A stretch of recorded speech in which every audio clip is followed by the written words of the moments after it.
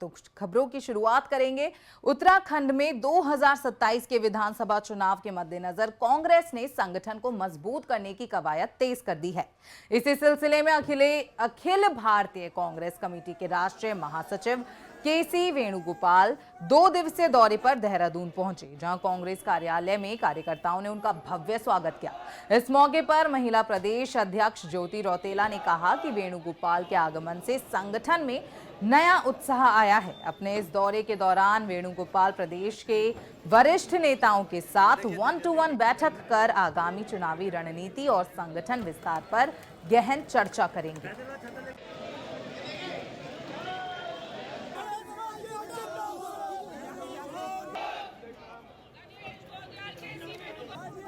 आपको बताते चलें, पार्टी कार्यकर्ताओं ने वेणुगोपाल का भव्य स्वागत किया। इसी के साथ संगठन को मजबूत करने पर यहां जोर दिया जा रहा है। साथ ही आपको ये भी बताते चलें कि वेणुगोपाल कार्यकर्ताओं के साथ 1-to-1 बैठक करेंगे और संगठन को धार देने पर पूरा जोर रहेगा। 2027 चुनाव को लेकर कांग्रेस एकदम तैयार नजर आ रही है। इसी के साथ आपको बताते चलें कि देहरादून के 2 दिवसीय दौरे पर वेणुगोपाल पहुंचे, जहां कार्यकर्ताओं ने उनका भव्य रूप से स्वागत किया है। साथ ही आपको ये भी बताते चलें कि कांग्रेस ने अपनी चुनावी तैयारियों को तेज कर दिया है। महासचिव केसी वेणुगोपाल का दौरा देहरादून का, जहां कार्यकर्ताओं द्वारा उनका भव्य तरीके से स्वागत किया गया है। इसी के साथ आपको ये भी जानकारी दे दें कि अपने इस दौरे के दौरान वेणुगोपाल ने कार्यकर्ताओं संग बैठक की। 1-to-1 बैठक में वो शामिल हुए। इसी के साथ कांग्रेस को और ज्यादा धार देने के लिए, संगठन को धार देने के लिए, नई जोशी भरने के लिए जो कांग्रेस है एकदम तैयार है। एकदम फुल फॉर्म में कांग्रेस यहां नजर आ रही है, क्योंकि 2027 के चुनाव बिल्कुल आने वाले हैं, दहलीज पर खड़े हैं, जिसको लेकर कांग्रेस ने अपनी कमर कस ली है। तो ये बड़ी जानकारी, जहां आपको बताते चलें कि महासचिव केसी वेणुगोपाल देहरादून दौरे पर पहुंचे, जहां पार्टी कार्यकर्ताओं ने उनका भव्य तरीके से वेलकम किया, स्वागत किया। इसी के साथ वेणुगोपाल 1-to-1 बैठकों में भी शामिल हो रहे हैं। कार्यकर्ताओं को उन्होंने निर्देश दिए। साथ ही 2027 के विधानसभा चुनाव को लेकर भी अहम चर्चा हुई। कई मुद्दों को लेकर इस बैठक में चर्चा हुई है। साथ ही आपको ये भी बताते चलें कि 2027 के चुनावों को लेकर कांग्रेस एकदम तैयार नजर आ रही है। कांग्रेस ने अपनी कमर कस ली है। इसी कड़ी में आपको ये भी बताते चलें कि वेणुगोपाल का 2 दिवसीय देहरादून दौरा है।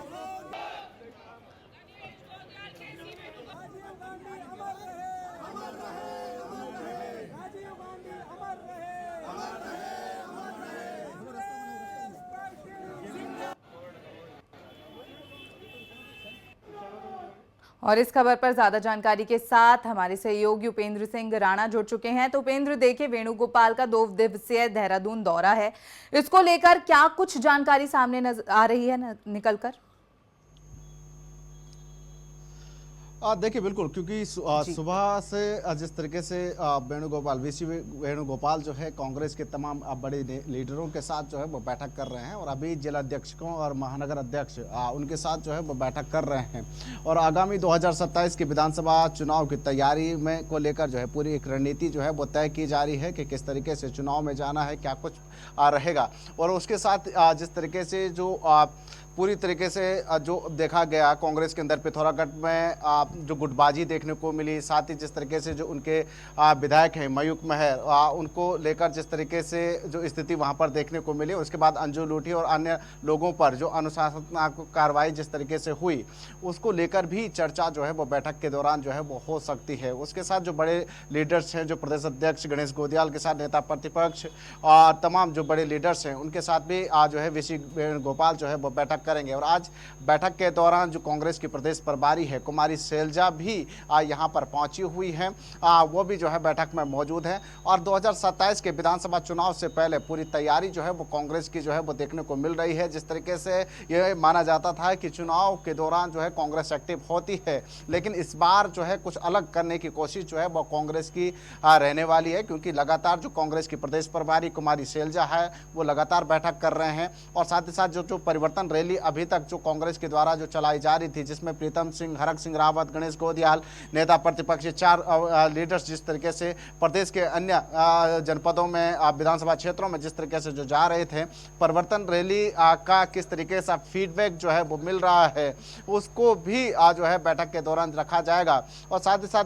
वीसी वेणुगोपाल जिस तरीके से जो कई सालों बाद जो है वो देहरादून आए हैं, यहाँ पर जिस तरीके से जो कार्यकारिणी अभी तक कांग्रेस की नहीं बन पाई है, उसको लेकर जो है वो चर्चा हो सकती है। और ये माना जा रहा है कि उनके बैठक से जाने के बाद जो है जल्द ही नई कार्यकारिणी का गठन जो है कांग्रेस में हो सकता है, क्योंकि काफ़ी लंबे समय से जो है वो कार्यकारिणी कांग्रेस की नहीं बन पाई है, उसकी भी तैयारी जो है वो की जा सकती है। एक जो 2027 के जो चुनाव को लेकर एक जो तैयारी कांग्रेस कर रही है, वो साफ तौर पर इस बैठक से साफ लगता है कि अब पूरी तैयारी में कांग्रेस जो है वो जुट चुकी है और कांग्रेस चाहती है कि इस बार जो है सत्ता में वापसी करने को लेकर पूरी तैयारी जो है कांग्रेस कर रही है। क्योंकि एक तरफ भाजपा जिस तरीके से हैट्रिक लगाने की कोशिश कर रही है, तीसरी बार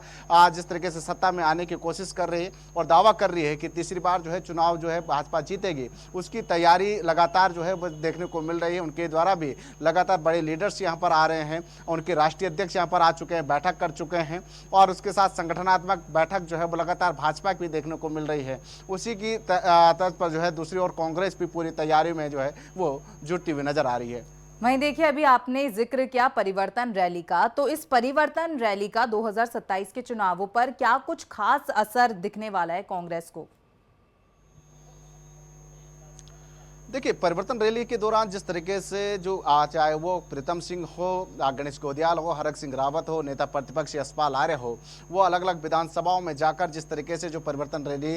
निकाल रहे हैं, वहाँ फीडबैक देखा जा रहा है कि क्या स्थिति कांग्रेस की है, लोगों के मन में क्या है, लोग चाहते क्या हैं, इन तमाम चीज़ों को जो है वहाँ पर रखा जा रहा है। साथ ही साथ जिस तरीके से वहाँ पर बैठकें जो उन्होंने की है, चाहे प्रीतम सिंह हो, गणेश गोदियाल हो, हरक सिंह रावत हो, नेता प्रतिपक्ष यशपाल आर्य हो, तमाम जगहों पर उन्होंने देखा। साथ ही इस परिवर्तन रैली में ये भी देखने को मिलेगा कि जहां पर कांग्रेस में नेताओं की कमी है, जहां पर लीडर्स की कमी है, वहां पर नए लीडर्स को किस तरीके से खोजा जाए, उसकी भी खोज इस परिवर्तन रैली में जो है वो की जा रही है। साथ ही क्या कुछ समस्याएं प्रदेश में चल रही है, विधानसभा क्षेत्रों में किस तरीके की स्थिति, उन विधायकों की, सत्ता पक्ष के विधायकों की क्या स्थिति है, इन तमाम विधायकों को भी देखा जा रहा है। साथ ही जो परिवर्तन रैली के दौरान जो है कार्यकर्ताओं से मुलाकात जो है वो लगातार की जा रही है, उनसे फीडबैक लिया जा रहा है। तो ऐसे में ये साफ तौर पर ये देखा जा सकता है कि पूरी तैयारी जो है वो कांग्रेस करती हुई नजर आ रही है, और पूरे प्रदेश भर में जिस तरीके से चाहे बैठक हो, रैलियां हो, तमाम सारे जो चीज़ें जो है वो यहाँ पर करती हुई नजर आ रही है। और आज जिस तरीके से वीसी वेणुगोपाल महासचिव संगठन वो यहाँ पर पहुँचे हुए हैं, वो भी फीडबैक जो है वो ले रहे हैं कि किस तरीके की स्थिति है, किन किन विधानसभाओं में क्या कुछ स्थिति अभी तक बनी हुई है। और साथ ही खास तौर पर यह सबसे बड़ी चुनौती कांग्रेस के सामने है कि 2027 के विधानसभा चुनाव में कई विधानसभा क्षेत्र ऐसे हैं कि जहां पर उनके पास दावेदार नेता नहीं है, तो वहां पर नए नेताओं को किस तरीके से खोजा जाए या पार्टी में शामिल करने की कोशिश जो है किस तरीके से की जाए। जो पुराने उनके कद्दावर नेता रहे हैं, जो भाजपा में शामिल हुए, उनकी घर वापसी किस तरीके से की जाए, ये सबसे बड़ी चुनौती है। साथ ही जो भाजपा जो लगातार करती नजर आ रही है कि कांग्रेस से तमाम बड़े नेताओं को जो है अपने पार्टी में शामिल कर रहे हैं, ऐसे में भाजपा से कई नेताओं को क्या भाजपा कांग्रेस में शामिल करने की कोशिश की जाएगी, ये सबसे बड़ी चुनौती है। तो इन तमाम चीज़ों को जो है बैठक के दौरान जो है वो रखा जा सकता है। वहीं कई मुद्दों पर इस बैठक में चर्चा होगी। केसी वेणुगोपाल कार्यकर्ताओं से चर्चा करेंगे, तो और कौन कौन सी बड़ी रणनीतियां जो हैं कांग्रेस की ओर से बनाई जा सकती हैं? देखिए, सबसे बड़ी जो चुनौती और रणनीति अगर देखा जाए तो जो अंतरकला जो कांग्रेस में हर चुनाव में देखने को मिला है, चाहे वो लोकसभा का चुनाव हो, विधानसभा का चुनाव हो, 2019 में इस तरीके की स्थिति थी, 2017 के विधानसभा चुनाव में हमने ये देखा, 2022 2024 की में स्थिति यही देखी गई थी कि अंतरकला के चलते जो है खासतौर पर सबसे ज़्यादा सीटें जो है वो कांग्रेस हारी थी। एक मंच पर जो है जिस तरीके से जो बड़े लीडर्स हैं कांग्रेस के उत्तराखंड में, वो एक मंच पर जो है वो साथ दिखे नहीं। चुनाव में जो है धड़े जो है वो अलग अलग बटे हुए हुए दिखाई दिए, जिस कारण ये सबसे ज़्यादा जो है चुनाव हार के सामना जो है कांग्रेस को करना पड़ा। इस बार कोशिश कांग्रेस की है कि तमाम जो बड़े लीडर्स हैं वो एक मंच पर आए, एक मंच के साथ जिस तरीके से मंच साझा करने के साथ साथ चुनाव भी एक साथ जो है वो लड़ें, और एक मजबूती के साथ चुनाव लड़ने का एक फायदा होगा कि जो चुनाव में जो है वो बढ़त मिलती हुई दिखाई देगी, या सरकार भी कांग्रेस जो है वो बना सकती है। तो ऐसे में पूरी कोशिश इस बार जो है वो रहने वाली है कि जो अंतरकला कांग्रेस में है, अलग अलग विधायकों के अलग अलग गुट बने हुए हैं, बड़े लीडर के नेताओं के जो है अलग गुट बने हुए हैं, हरीश रावत का अलग गुट, प्रीतम सिंह अलग गुट, गणेश गोदियाल अलग गुट में चल रहे हैं। तो इनको एकजुट करना बहुत जरूरी होगा, और इसकी कोशिश सबसे बड़ी जो है वो रहने वाली है, क्योंकि प्रदेश प्रभारी ने भी साफ तौर पर निर्देश दिए थे कि जिस तरीके से जो गुटबाजी कांग्रेस के अंदर है वो बाहर नहीं आनी चाहिए, सबको एक मंच पर जो है होकर जो है वो चुनाव लड़ना होगा। तो तमाम बड़े लीडर्स को जो है एक साथ होना चाहिए। इन तमाम सारी चुनौतियों का सामना जो है कांग्रेस कर रही है। तो इसको देखते हुए अब बैठकों में ये साफ तौर पर निर्देश जरूर दिए जा रहे होंगे कि जो एकजुटता का संदेश को पार्टी को देना है, उसको इस पर जो है काम करना होगा। साथ ही जो गुटबाजी जिस तरीके से जो कांग्रेस में है, अंतरकला जिस तरीके से जो चल रही है, हमने अभी कुछ दिन पहले पिथौरागढ़ में जो स्थिति देखी, हालांकि उसके बाद अनुशासनहीनता पर कार्रवाई जिस तरीके से हुई 3 नेताओं पर, और उसके बाद अन्य जगहों पर भी इस तरीके की स्थिति जो है वो देखने को मिलेगी। तो ऐसे में उस पर जो है सबसे बड़ी चुनौती कांग्रेस की है, उस पर सबसे ज़्यादा काम करने की कोशिश जो है वो कांग्रेस की रहेगी।